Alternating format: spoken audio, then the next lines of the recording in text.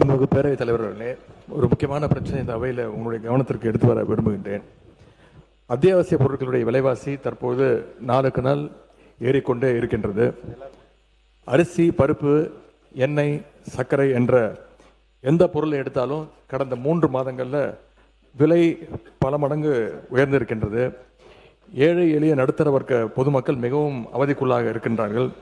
குறிப்பாக இந்த அரசு அமைஞ்சதிலிருந்து அத்தியாவசிய பொருட்களுடைய விலை கடுமையாக உயர்ந்திருக்கிறது. மே மாதம் 1 கிலோ அரிசி 55 ரூபாய்க்கு விற்பனையானது, இன்னைக்கு 75 ரூபாய்.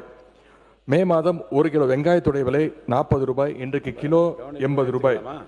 மே மாதம் 1 கிலோ துவரம்பருப்பு 150 ரூபாய், இன்றைக்கு கிலோ 180 ரூபாய்.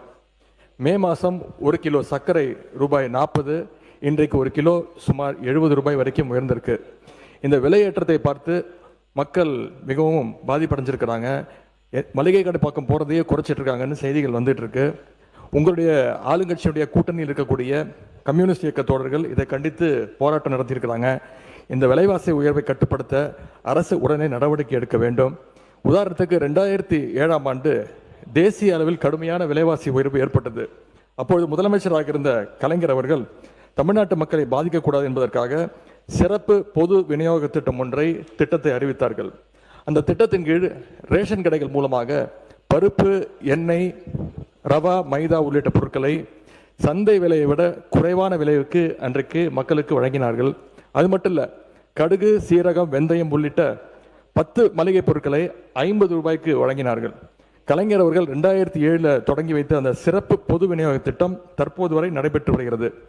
ரேஷன் கடைகள் மூலமாக சர்க்கரை மற்றும் அத்தியாவசிய பொருட்களை தற்போது வழங்கப்படுகின்ற அளவை விட இன்னும் கூடுதல் அளவு வழங்கிட இந்த அரசு ஆவணம் செய்ய வேண்டும் என்று உங்கள் மூலமாக கேட்டுக்கொண்டு, முக்கியமாக முதலமைச்சர் தலைமையில் நிதி, உணவு, கூட்டுறவு உள்ளிட்ட துறைகளுடைய அமைச்சர்கள், அதிகாரிகள் பங்கேற்கின்ற வகையில் ஒரு சிறப்பு ஆலோசனை கூட்டம் ஒன்றை நடத்தி விலைவாசி உயர்வு பிரச்சனைக்கு இந்த அரசு உடனடியாக ஒரு நல்ல தீர்வு காண வேண்டும் என்று இந்த அவையின் கவனத்தை ஈர்த்து அமைகின்றேன். நன்றி. மாண்புமிகு உறுப்பினர் முன்னாள் முதலமைச்சர் எடப்பாடி கே பழனிசாமி அவர்கள்.